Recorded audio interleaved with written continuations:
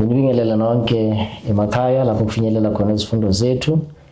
Okhulumayo uBenwa Kamaseko, kanti angihambi ngedwa, ngihamba nomzalwane uzathi azithule kini.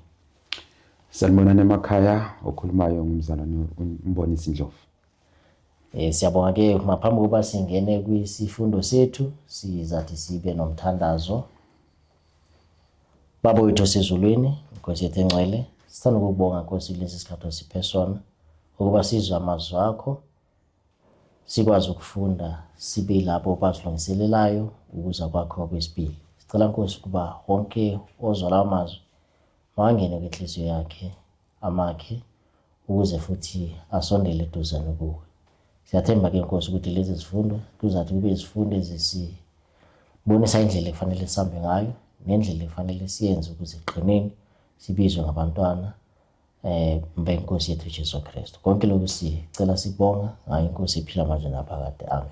Amen.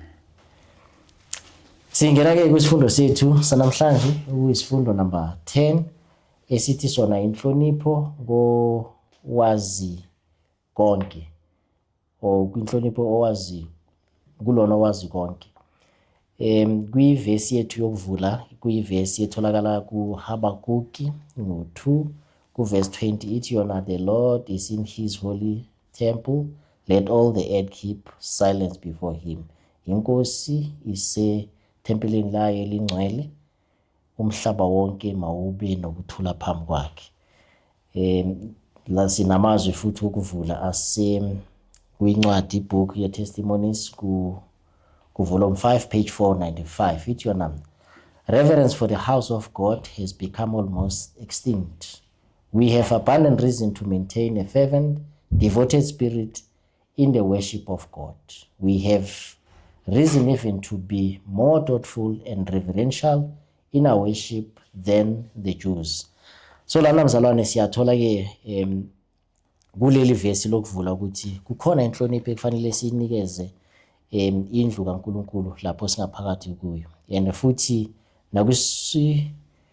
kwihloko sethu sanamhlanje sikhuluma ngereverence. So into esizathi siyithole lana ukuthi kufanele sibe nereverence kulona onolwazi lonke. And futhi lana kuyashiwo ukuthi ke masiza endlini kaNkulunkulu makubonakale sizithobe. Namhlanje kubonakala abantu bangasenakho ukuzithoba, benza izinto ngendlela ezimangazako. Kuthiwa lana ku-Western amaJuda ngendlela ebekenza ngakhona. AmaKristu namhlanje akasayinikezi inhlonipho lena uNkulunkulu ayidingayo. Kuthiwa ke namhlanje sifanele sibe yilabo ababonisa le nhlonipho uNkulunkulu ayidinga uma sisendlini yakhe. Angazi mhlambe kukhona ongathanda ukuveza kulesi sigaba esingenisa isifundo sethu sanamhlanje. Ngiyabonga mzalwane. Engikuthandayo kulesi sihloko esibonisa inhlonipho kulo phezulu kwakho konke, kumbe owazi yonke into. Kusivezela uNkulunkulu omkhulu owazi isiqalo kuze kuyefika kuphi lapho kugcina khona izinto. So uthi yena ungu-Alpha lani lo Omega.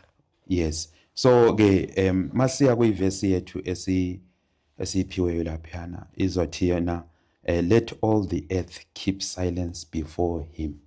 Ithi akuthi umhlaba ugcine ini ukuthula phambi kwakhe. So ukuthula lokho esikubonayo esikutshelwa ngakho lapha kuyikuthula kwenhlonipho, ukuthi nxa inkosi sendlini yayo kumele kube lani, kube lokuthula. Ngizothanda nje ukuthi ngichaze ngendlela mhlawumbe ezimbili noma ezintathu yokuthi yona umqondo yethu yathathwa iswe esikhathini lapho umpristi omkhulu nxa waye officiate kwi-sanctuary,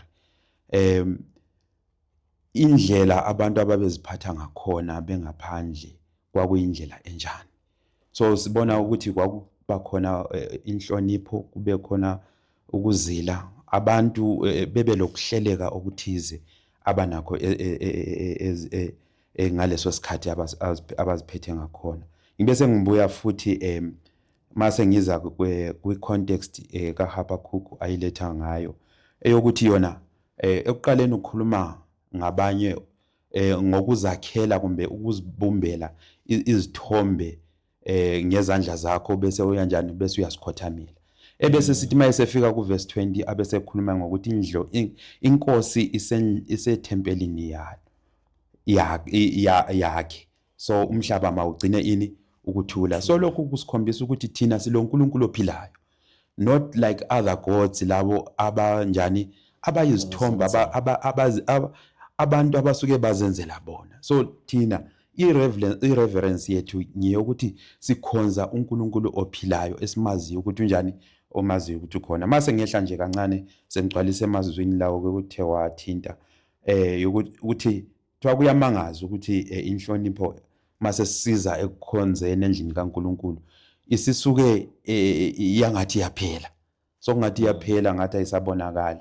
Kodwa mase siya ku testimonies lapha esiphiweyo suggested reading, ngiyayithanda nje ukucela ukuthi nje ngiyicaphune kancane.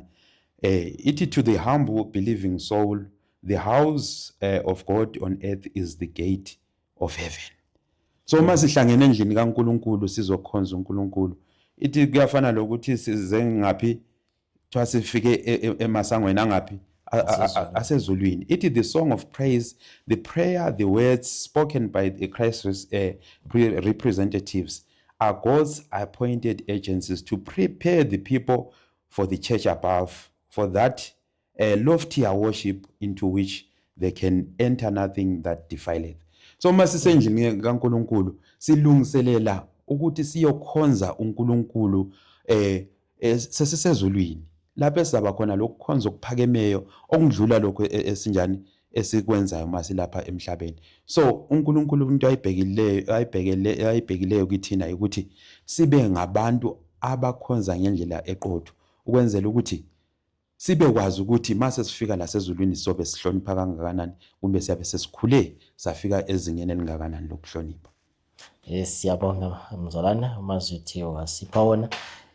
Singene kwisigaba sangesonto esinembuzo omkhulu. Ithi lapha umbuzo omkhulu. Then kusigaba sokuqala sithi siyona lana, what did the prophet Habakkuk express in his opening prayer to God? Kuyini lena prophet Habakkuk wayigcizelela ekuvuleni umkhuleko kuNkulunkulu. Umkhuleko wakhe kuNkulunkulu yini Habakkuk athe wayigcizelela?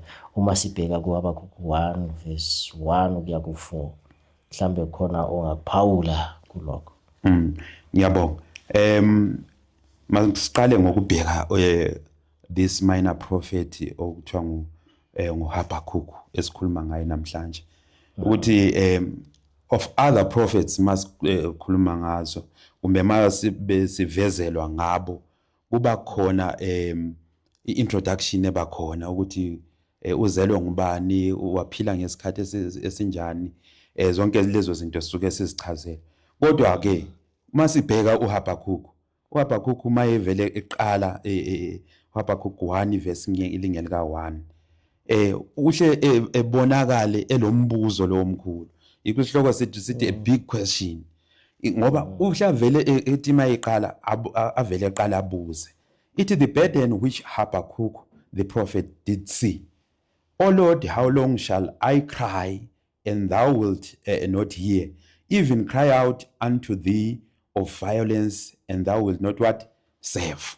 So sibona uHabakkuk eqala ngokukhala, his questions uya question ubani? uNkulunkulu. Uyambuza uNkulunkulu ukuthi Nkosi koze kube nini lokho engikhala. And ngaleso sehlakalo uNkulunkulu umvezela ububi bonke obenzakala ngaphi, obenzakala ezweni. Ithi why dost thou shew me iniquity and cause me to behold what?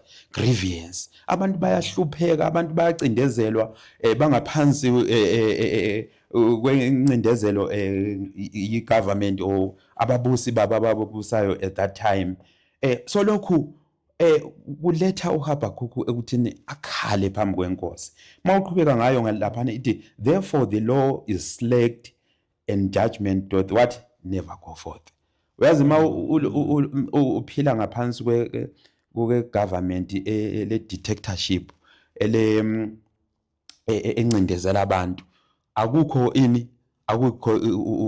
ukwenza ngokunjani ngokulungileyo angithi so ngendlela enjalo umthetho kaNkuluNkulu unjani uyaphula abantu sebezenzela zantando ngoba umthetho kaNkuluNkulu awusanjani awusahlonitshwa so yinto leyo emkhalisa kakhulu ukuthi inkosi koze kube nini lokhu uqhubeka uyeka lesisimo lokho siqhubeke sinjalo ungasilungisi so yikukhala okukhulu yikukhala okukhulu lokho okuHabakuk ithi lana futhi ukugcwalisela lapho ku Prophets and Kings page 384 no 385 it in the face of the long continued persecution of the righteous and of the apparent prosperity of the wicked could those who had remained true to God hope for better days. These anxious questionings were voiced by the prophet Habakkuk.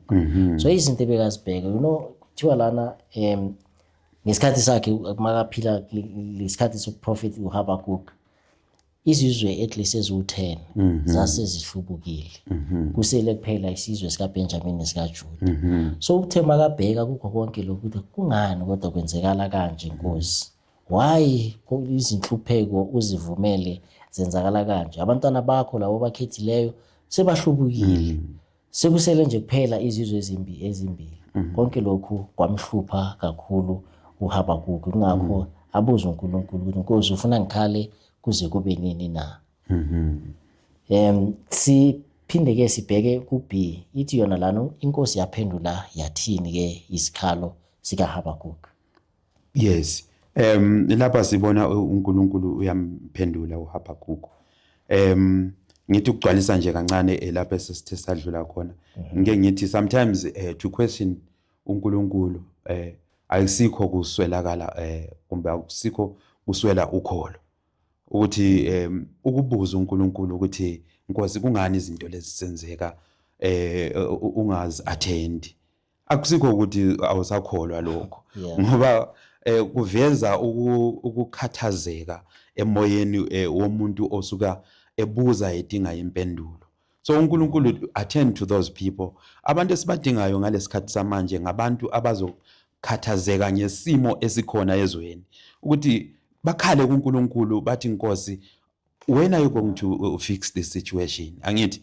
ubulungiswa buzoba khona nini abantu bakho bayahlupheka abantu bakho bayacindezelwa phansi isimo abaphila ngaphansi kwaso asikho sihle uzokulungisa nini lokho nkosi so wayenjalo ke uHabakuk ngesikhathi sakhe besidlulela ke siyambuzweni ubuzile ukuthi inkosi yaphendula nini uHabakuk ubhekele ukuthi mhlawumbe uNkulunkulu uzothi yena ngesikhathi esinje ngizonjani ngizosilungisa isimo lesi yes ngoba usike wathinta ngezizwe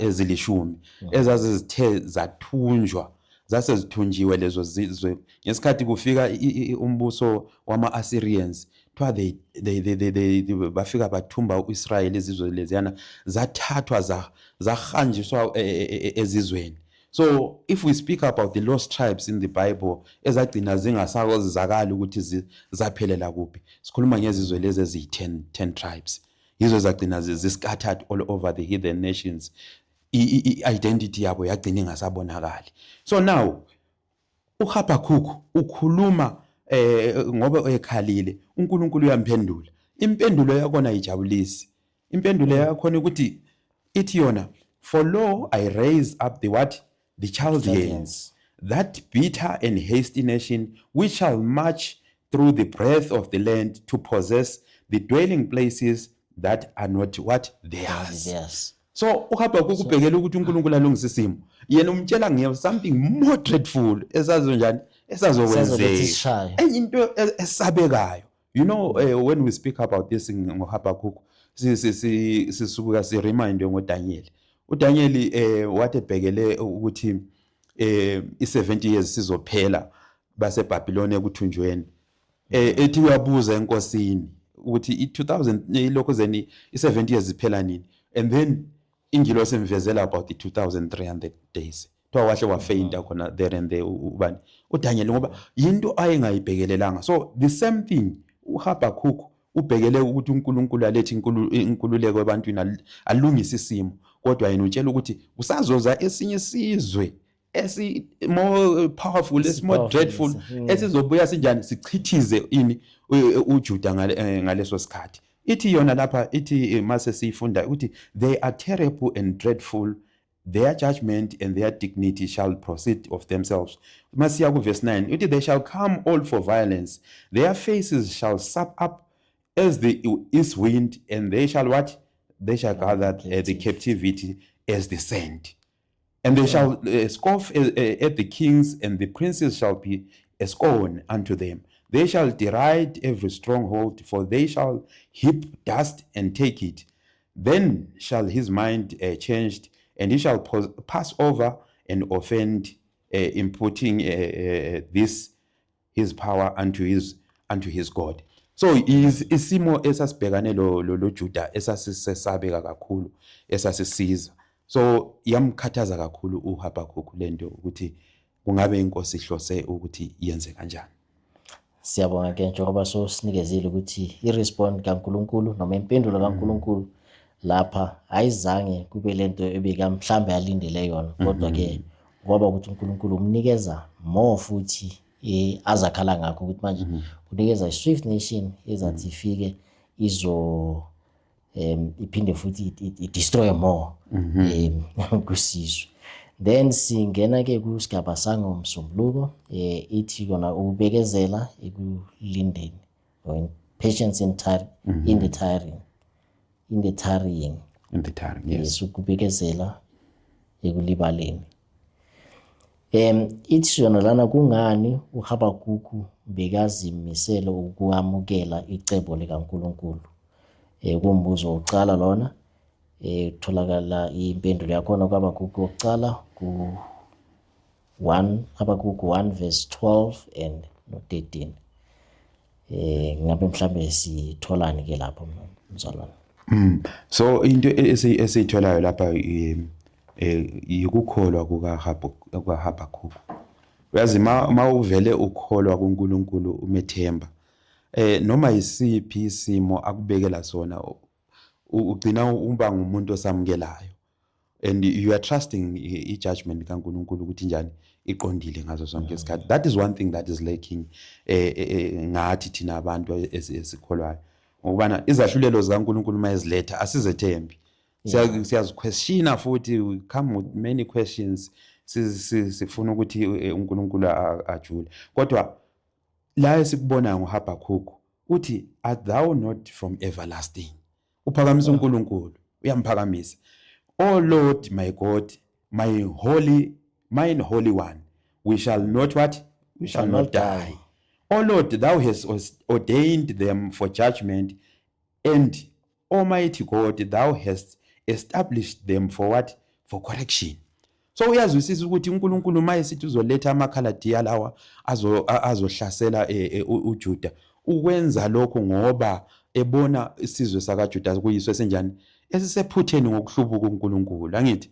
So uya understand ukuthi uNkulunkulu kuletha konke lokho, it is for judgment and for what? For correction. Ithi yona lapha ithi thou art of purer eyes than to behold evil, and canst not look on iniquity.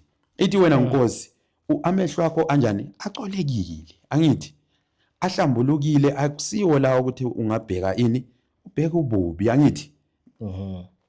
So umbeka kumbe umveza njengoNkulunkulu othanda ubuhle, ongekamelani lobubi, noma eseletha ama judgments uzolungisa lesi simo esinjani esibi. Masibheka nje kancane lapha kuMoses prophet ongaphansi, ithi yona God answered the cry of his loyal children through his chosen mouthpiece. He revealed his determination to bring chastisement upon the nation that had what? Turned from him to serve the other gods of the heathen. Within the lifetime of some of who were even then making inquiry regarding the future, he would miraculously shape the affairs of the ruling nations of the earth and bring the Babylonians into what? Into the ascendancy.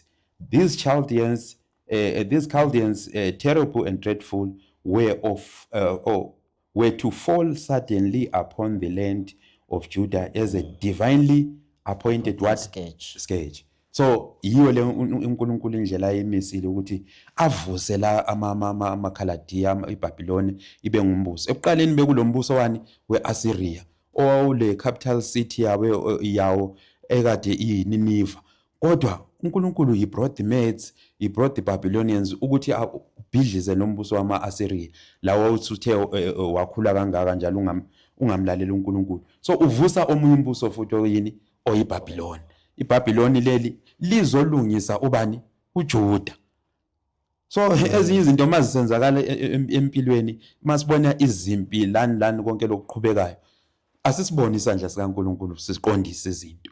Asingakuthathi ukuthi yikwenza nje komubi onjani ovumela isebo. Yebo uSatane nguye ofaka yonke imimoya enjalo kodwa uNkulunkulu uses those things. Bikalungisa isimo bese sesimoshakele. Alungise isimo sesimoshakele abantu baqondiswa babuye babusele endleleni. Okay, sibonge ke. Then kuB lana ithi yona isiphi ke isifundo esanikezwa kumprofeti esibonakala si applicable kulisikhathi esiphila kuso namhlanje kuma advent waqala kuma pioneers wethu. So what lesson given to the prophet was highly applicable in the experience of the early advent pioneers. So lana siye yini into esitholayo lana ebeyenzakala kwisikhathi sama pioneer ethu ebeyifana. Into esifundayo lana masisiya kuHabakuk 2 verse lika 1 siya ku4 kulelizwi lenkosi elifikayo kuHabakuk ngoba esabhekile isimo laphana. And then uNkulunkulu uthi yena kuHabakuk, write the vision and make it plain upon tables that he may run that readeth it. For the vision is yet for an appointed time, but at the end it shall speak and not lie. Though it tarry, wait for it. Behold, it will surely what? It will surely come. It will not tarry. Behold, his soul, which is lifted up, is not upright in him, but the just shall live by what? By his faith. So ke isimo esisivezelwayo esasibhekele esasibheki sifana kumbe sifaniswa esikhathini sabovula indlela bethu ama advent pioneers kwakulemibono eyayizathi igcwaliseke ngesikhathi esinjani, esikhathi esithile sizayo, angithi?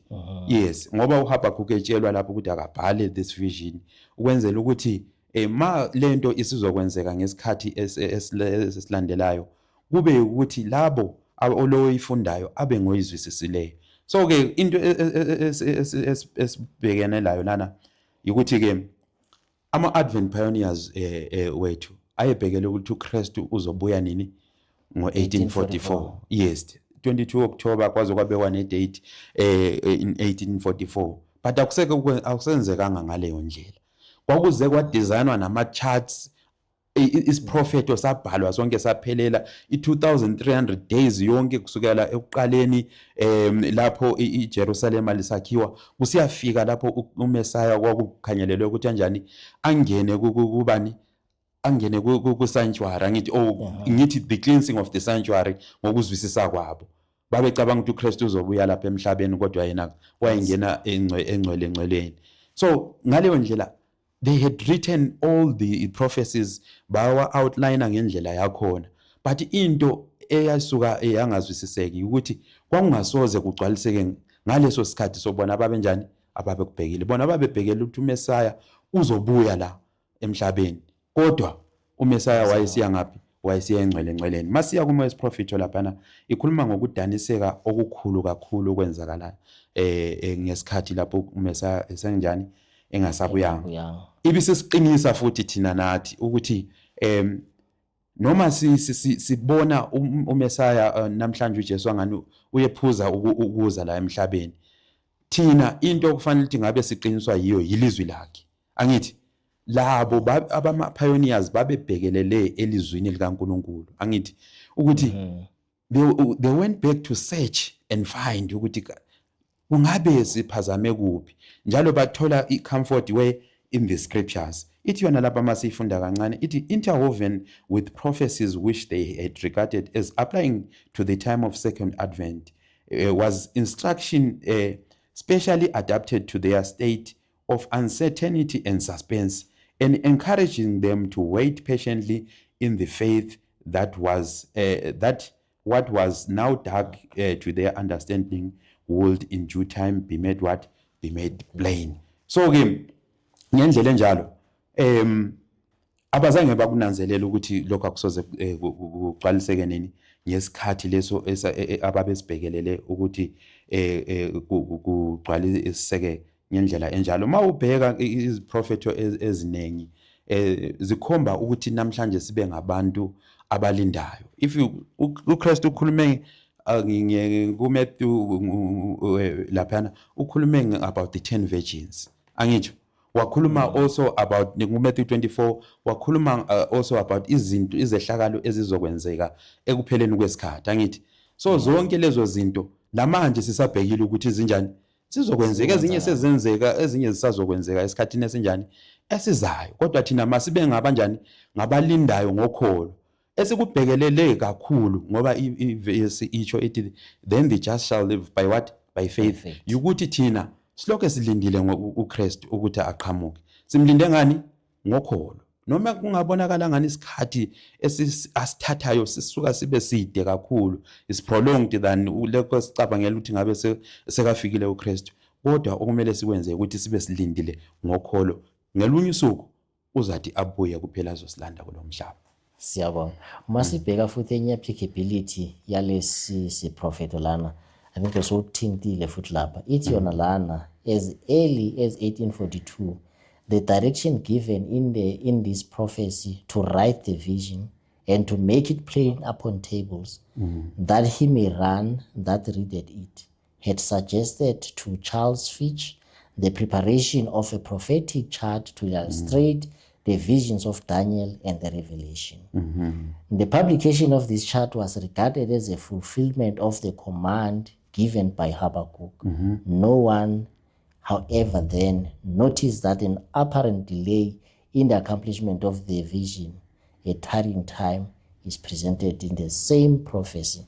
Amen. So nalana njengoba soyibekile ukuthi lento yenzekala ngama-advent wakucala lana uCharles Fitch uprepare ama-chart, unikeza ngesifundo, ubeka yonke into ezathi yenzakale.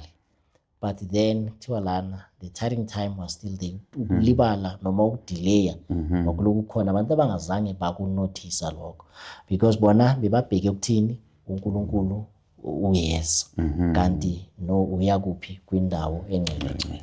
Amen. Amen. So singene kwisigaba sanga lesibili esithi sona living in God's presence, ukuphila ebukhoneni bukaNkulunkulu.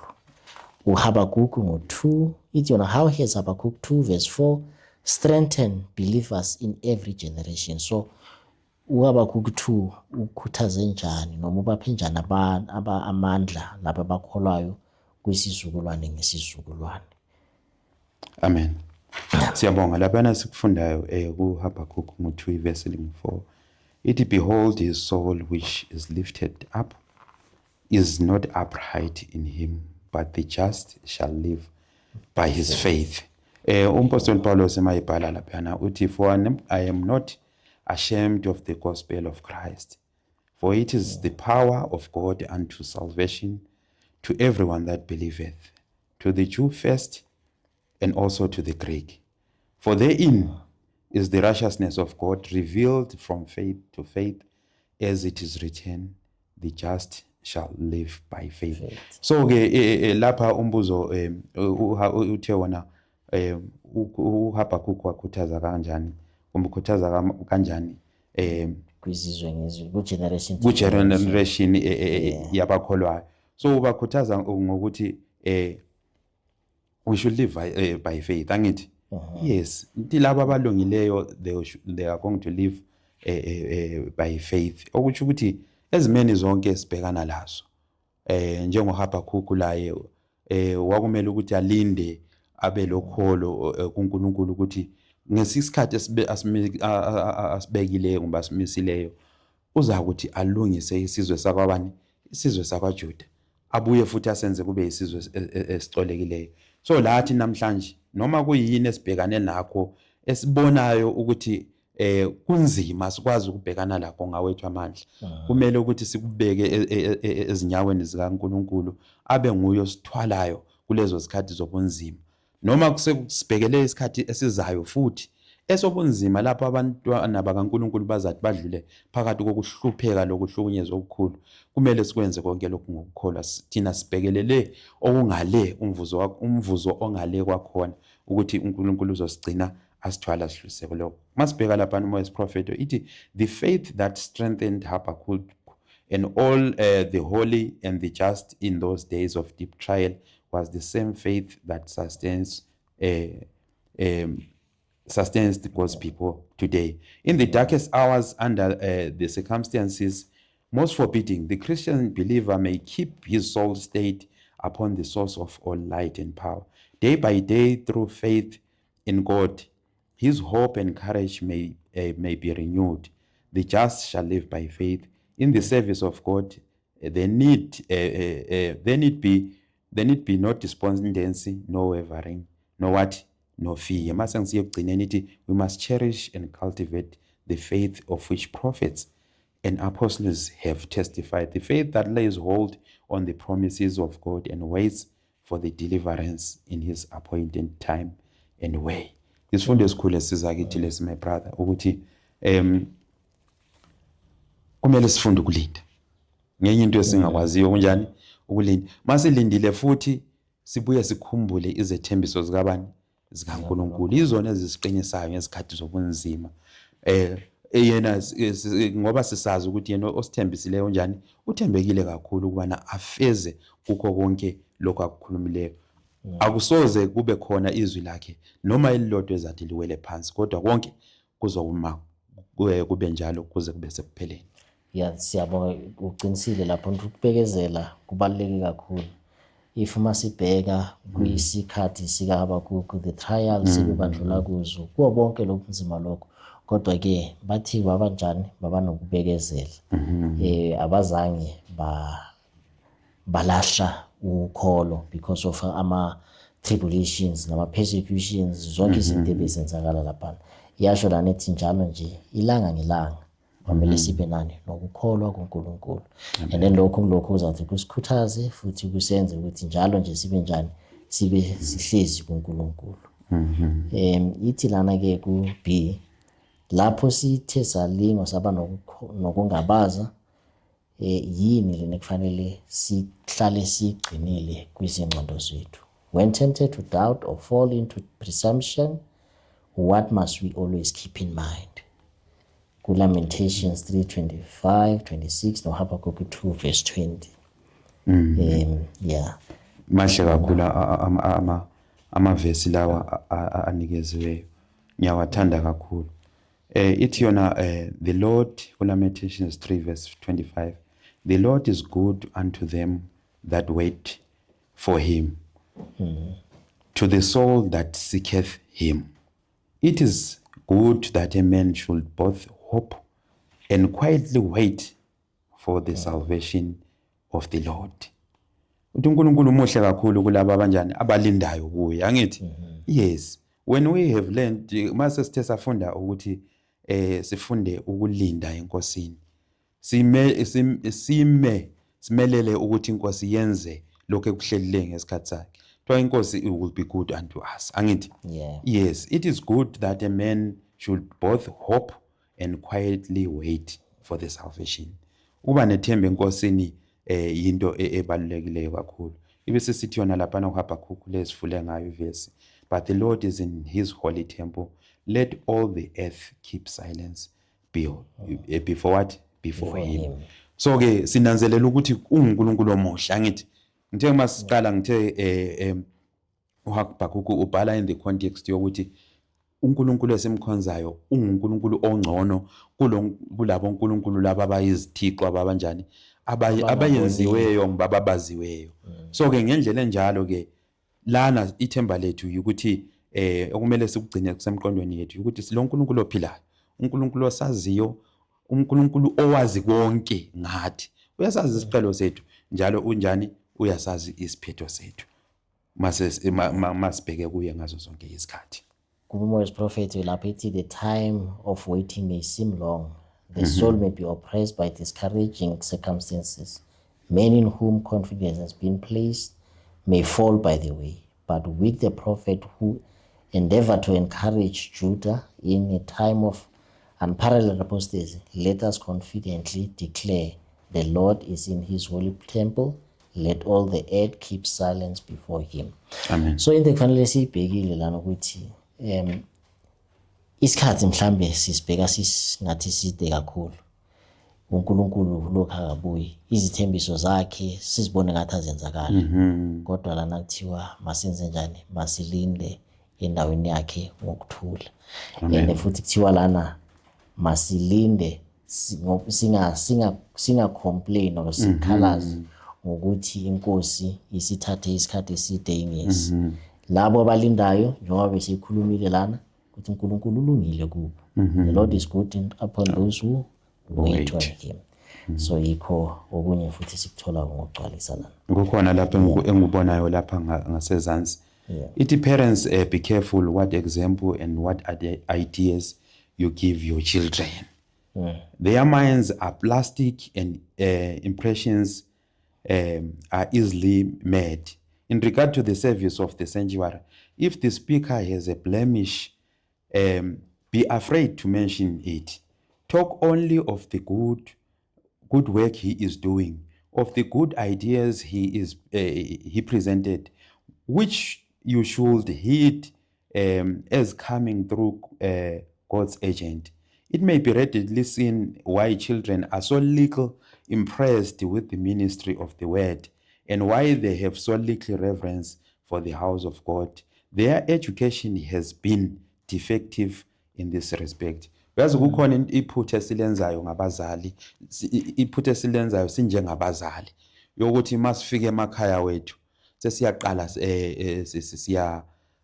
siyacubungula, siya criticize izinto esizibone siyagxeka into esizibonileyo ukuthi umzalwane uMaseko ukhulume kanjani laphana, umzwile hayi uyikhuthile ipoint akasanjani, akasayibeka ngendlela efanayo, ngoba sibe sesiyajaja futhi ukuthi hayi kungenxa yokuthi mhlamba akafundi kumbe kungenxa yokuthi izifundo akaza. So into leyo thiwa abantwana bethu bamamele.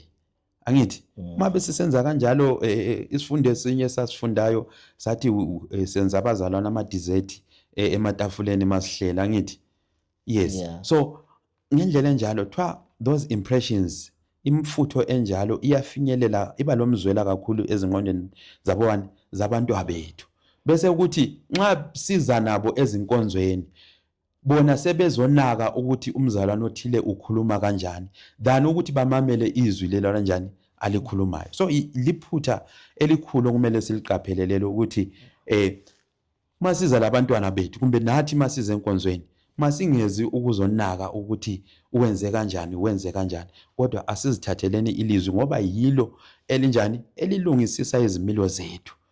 Simbone umzalwane uma ekhuluma lapha ukuthi uthunywe yinkosi. Yebo mhlawumbe ngabe lephutha lokwehluleka ukuchaza indaba ethile, kodwa makungabi yinto esemqoka esiphakamisayo more than the good yaleyo into akade zama ukusichazela yona. Masizithathele, masibone nokuhle sichiyene okubi. No, siyabonga kakhulu lapho kuleliphuzu elikhuzayo ekutheni masibheke okuhle kunokuthi sibheke lokho kubi. Ikhuza kakhulu abazali ukuthi bazali abantwana benu mabangabi banikezwe izifundo ezimbi noma izinkulumo ezimbi ngabazalwana abanye, ngoba lokho kuthiwa kuyahlala engqondweni zabo kakhulu. Masiya ku Wednesday ithi as trials thicken, lapho izilingo zicina. Ithi kwisigaba sokucala, what fervent prayer of Habakkuk should we echo today? Imuphi umkhuleko kaHabakkuk kufanele siwulingise namhlanje. Habakkuk 3 verse 2. uHabakuk 3 verse 2 lapha uthi yena, "O Lord, I have heard thy speech and was afraid. O Lord, revive thy work in the midst of the years, and in the midst of the years make known. In wrath remember mercy." So uyakhala ke lana uHabakuk ngoba esezwile ngama judgments wonke lawo azathi ayehlele ubani, azathi ayehlele uIsrael. Kodwa phakathi kwakho konke lokhu uNkulunkulu aza kuletha, uyacela ke la uHabakuk ukuthi khumbula ini ukuthi ube nomusa. So yikho lokho kumele ukuthi sicele enkosini, whatever situation, whether there are judgments lezo ezinjani ezibhlungu, uNkulunkulu ngabe lobumusa kubo bani, akabe nomusa ebantwaneni bakhe, engabi kungabi ukuthi siyabhubha sonke siphele. Lapha ke ngaphansi kukhulunywa ngomsebenzi wani we-revival, angithi? Yes, umsebenzi we-repentance. Ithi yona ukwenzela ukuthi uNkulunkulu abonise umusa kithi, nathi namhlanje kulomsebenzi okumele ukuthi sinjani kube siyawenza. Ithi there is need today of such a revival of true heart religion as was experienced by by ancient Israel. Repentance is the first step that must be taken by all who will return to God. No one can do this work for another. We must individually humble our souls before God and put away idols. When we have done all that we can do, the Lord will manifest to us his salvation. So uNkulunkulu uyabheka ke isimo senhliziyo zethu kakhulu, angithi? We cannot fake it ngoba sikhulume ngokuthi uNkulunkulu wazi wonke, angithi? Izinhliziyo zethu uyazazi ukuthi uyasearcha aze ekujuleni kwenhliziyo ukuthi ungumuntu onjani. So lenguquko kumbe lemvuselelo mayimele kufanele iqale kuphi? Ezinhliziyweni zethu. Mayise sibhekile lapha uNkulunkulu uzobona ukuthi ngempela laba ngabantu abami abangidingayo. Uzobe sesiyasenzela umusa ke njengoba na uHabakuk wakhala ekhalela ukubana inkosi mayebe nomusa phezulu kwabantwana bayo. Ithi lana, we must individually humble our souls before God and put away our idols. Amen. Lokho yikho okukhulu kuzathi kubonakala uNkulunkulu asizwela abanomusa kithi. Kuthiwa nanoma kuphakathi kwesiphithiphithi kukulwa kuthini, uNkulunkulu still uyabaza abantwana bakhe. Amen. And uyathi abagcini abalonde. Verse B, even in the face of serious hardships and difficulties, what should constantly characterize our faith and why? Nalapho sibhekane khona nobunzima obukhulu, yini kufanele kuhlale kubonakalisa isimilo sethu siveza ukukholwa and kungani? Lapho sikufundayo ke ukuthi ke emavesini lawo esiwaphiweyo ukuthi kumele sithembele kuNkulunkulu ngazo zonke isikhathi.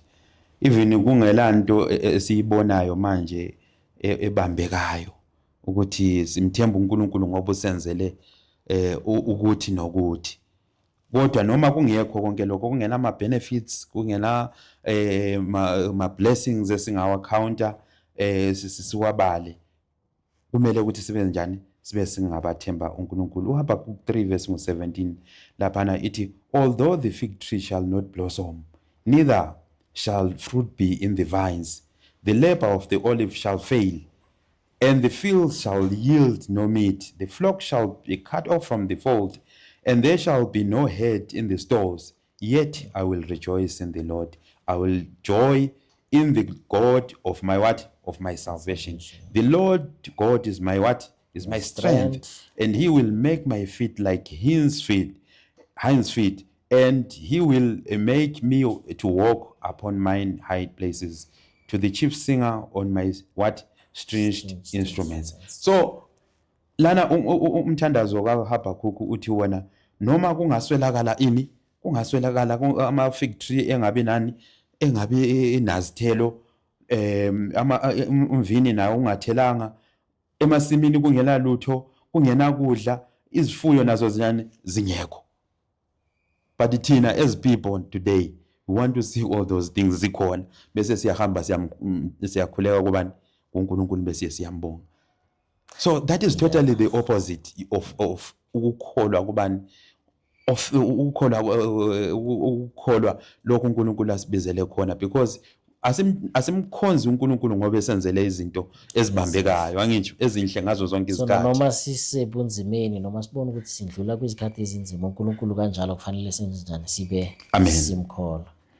Yeah, ithi yana lana futhi let the hard pressed sorely tried one say, though he slay me yet will I trust in him.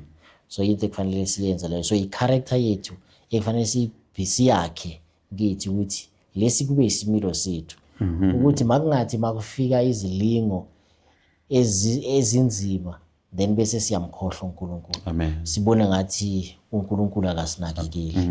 Kodwa lana kuyisikhathi lokuthi sibonakala ukuthi we are tried in fire and then sabanjani satholakala silungile. Amen. Ithi yona lapha ekugcineni ithi the people of God will not be free from suffering. But while persecuted and distressed, while they endure privation and suffer for the want of food, they will not be left to perish. That God who cared for Elijah will not pass by one of his self-sacrificing children. He who numbers the hairs of their head will care for them. And in time of famine they shall be satisfied. While the wicked are dying from hunger and pestilences, angels will shield the righteous and supply their wants. So silesifundo esihle kakhulu esitholayo ukuthi uNkulunkulu akasoza asiyeke. Njengoba nawe usuyibekile ukuthi asisoza noma singahlupheka kanjani kodwa angeke asiyeke sibhubhe kuze siyefika esikhathini sokuthi sinjani uthi lapho esiyabhubha khona ngoba uNkulunkulu osinakekelayo. Uthiwa uyasazi zonke i-numbers the hair inwele zethu ezasekhanda ngithi. So indlela asazi ngakhona indlela asazi ngakhona usazi sonke noma sibaningi kangakanani ubusubheka ukuthi ikhanda linenwele ezingakanani and then kodwa uNkulunkulu out of all uyakwazi ukuphika wena situation yakho aphike lalwana situation yakhe. So he knows us ngendlela exakile. So kunguye uNkulunkulu esiyamangalisa the way uNkulunkulu asebenza ngakhona ukuthi ukwazi as like wedwa. Yes.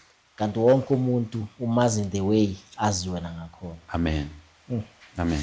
Ithi yona ke lana kuyisigaba sokugcina lapha ithi yona ku 3C.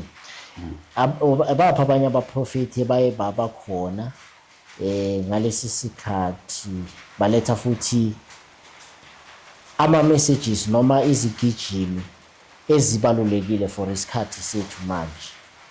Kuke kwaba khona abanye abaprofeti ngaso isikhathi sika Habakkuk abaye baphinda futhi bavela. Kuthiwa abobani ke labo baprofeti labo. Yebo laba what other prophet, not prophet, not other prophet, umuphi omunye umprofeti oye wavezwa ngalesi sikhathi yena. So lana sitshelwa ngumprofeti uZefaniah. Yeah. uZefaniah ngaleyo ndlela singathanda ukuyibiza ngakhona ukuthi nayo uza lesigijimi esifana nayo. So abaprofeti laba babelokhe bevuka befika ngesikhathi lapho uJuda elokhe eqhubeka ngohlubuko kuNkulunkulu. So uHabakkuk ukhulumile nawe manje sokufika ubani uZefaniah nayo uzoletha isigijimi esinjalo. Ithi during the reign of Josiah the word of the Lord came to Zephaniah specifying plainly the results of continued apostasy and calling the attention of the true church to the glorious prospect beyond. His prophecies of impending judgment upon Judah apply with equal force to the judgments that are to fall upon an impenitent world at the time of the second advent of Christ.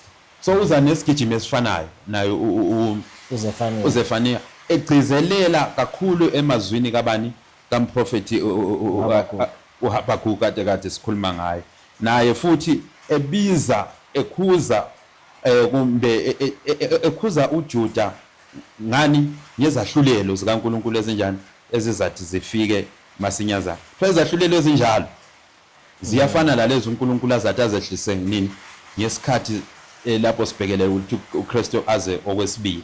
So abasengozini manje abakhuzwayo yithina, ngoba isikhathi sakudala sinjani sidlulile. Manje sokumele ukuthi siqaphele ukuthi nathi asiweli ezilingweni kumbe ebubini obufanayo njengalokhu uIsrayeli kumbe uJuda ahamba ngakhona. Singena ke kwisigaba sokugcina ku-Thursday noma walesine, sithi sona tragic supply trap, isichupho esiyingozi esichashile. What sobering message unveils the reality of God's wrath against false worship and those who promote it? Imuphi umlayezo obuhlungu ohambula iqiniso nolaka lukaNkulunkulu kulabo abakhonza amanga and futhi bawa promoter futhi njalo? Yebo, lana into esikhuzwa ngayo ukuthi uNkulunkulu akasoze abaxolela laba benza ububi, lalabo abamemethekisa ububi ezweni. Ithi yona laphana uthi, I will utterly consume all things from off the land, saith the Lord. I will consume men and what? And beast. I will consume the fowls of the heaven and the fishes of the sea and stumbling blocks.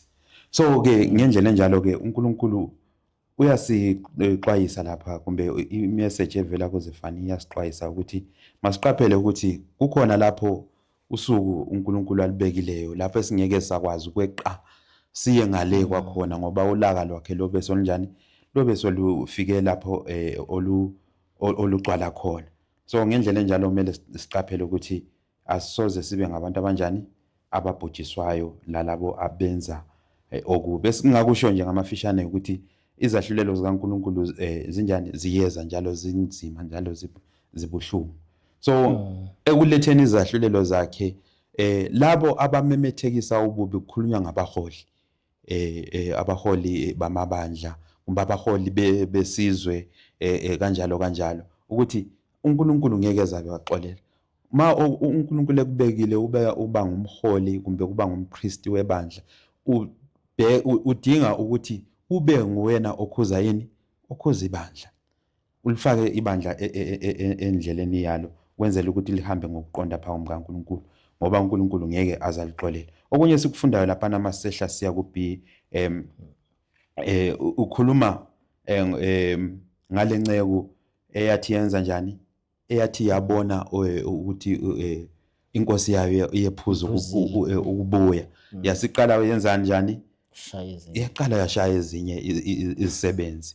So ke ngendlela enjalo lapha, that is a trap. I-trap esikhuluma ngayo lana ukuthi usuku lokuzalwa kwenkosi asenjani, asilwazi, njalo luzofika singalindelanga. Njengale nceko yathi hayi inkosi isiyephuzile unjani ukuza, seyaqala manje ishaya ezinye, yenza zonke lezinye izinto ezimbi. Lathi ngendlela enjalo kumele ukuthi siqaphele ukuthi usuku lwenkosi selusondele okungakanani, singalibali ngezinto zomhlaba, ngoba mazithi zisilibazisa lezi zinto zomhlaba sizogcina sikhohlwa ngalokho ukuthi inkosi njani iseduze. Ithi yona lapha masifunda i-testimony ithi the people to whom God has entrusted the sacred solemn testing truths for this time are sleeping at their what? At their post. They say by their what? Actions. They say by their actions. Singabe size enkonzweni sizokhonza amasabatha onke, kodwa eminye yemisebenzi yethu ithi yona asiyilindelanga inkosi kumbe sikulindelanga ukuza kwenkosi yethu uKristu. So kumele ukuthi masikhuluma kube yilokho esenjani esikwenza. Ithi the evil servant who said in his heart, my Lord delay this coming, professed to be waiting for who? For Christ. He was a servant outwardly devoted to the service of God, while at heart he had yielded to what? To Satan. Leyo is another trap futhi uSathana ayisebenzisayo ukuthi ngaphandle sibonakale sinjani, singani singabalindeli, singani siyabakholwa, kodwa izinhliziyo zethu zinjani, zikude kakhulu. Azathi yena bangikhonza ngani ngezindebe kuphela, zabo zemlomo yabo kodwa izinhliziyo zabo zikunjani zikude kunye nami. So that is the another trap uSathane ayisebenzisayo ukuthi masingakwenza khona lokhu siqhubeke ngaleyo ndlela inkosi izasithola singalindelanga. Ekugcineni laphana ithi presumption renders him careless of eternal what interest. Selfishness, worldly pride, worldly pride and ambitions predominate. Fearing that his brethren may stand higher than himself, he begins to disparage their efforts and impugn their motives. Thus he smites his fellow servants. Okunye sikwenzayo kulokho siyadlephana la enkonzweni. Angithi siyadlephana sibheka omunye umzalwane ukuthi uziphatha kanjani bese uyamsola kunokuthi sifocus kubani uNkulunkulu ozayo. So masisenza zonke zona lezo zinto silobumina phakathi kwethu siziphakamisa inkosi izasithola singalindelanga. So that is a trap eyingozi kakhulu ezimpilweni zethu singamaKristu singabalendeli bakaKristu esikhathini sokugcina. Siyabonga ke amazwi esithe sawathola noma izimpendulo ezisiqondisayo ukuthi kwamele senzeni ukuze singaweli kumcebisholo lona uSathane athe wasifakela wona.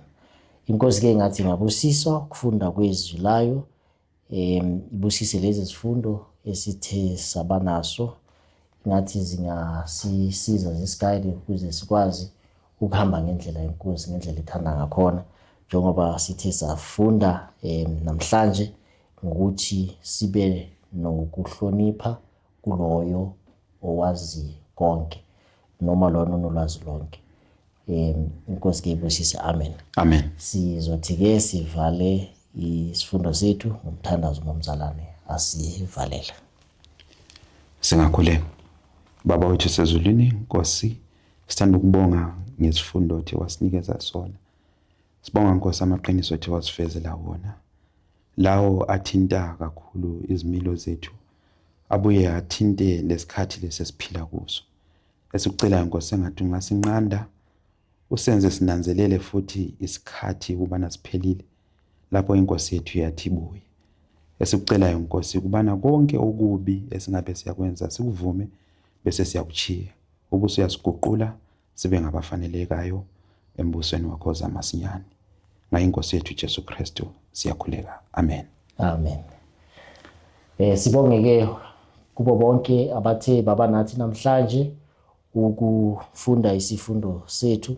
Siyacela ke futhi ukuthi manibe nathi kwisifundo esilandelayo ekuzabe kube isifundo number 11 esikhuluma ngokuthi ukuphaphamela ukudumisa uNkulunkulu. Niphinde futhi ningakhohlwa ke ukusubscribe kwi YouTube lapho nizathi ngithole khona njalo izifundo zethu. Siyabonga.